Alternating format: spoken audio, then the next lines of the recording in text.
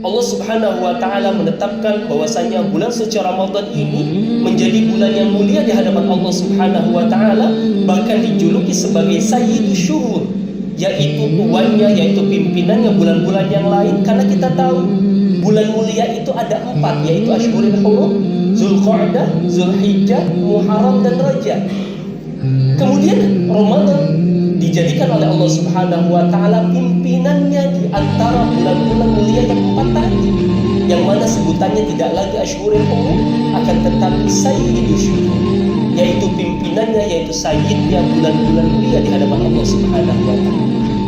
Kenapa bulan suci Ramadan ini menjadi bulan yang mulia, bulan yang dipilih oleh Allah sebagai Sayyidus Syuhur?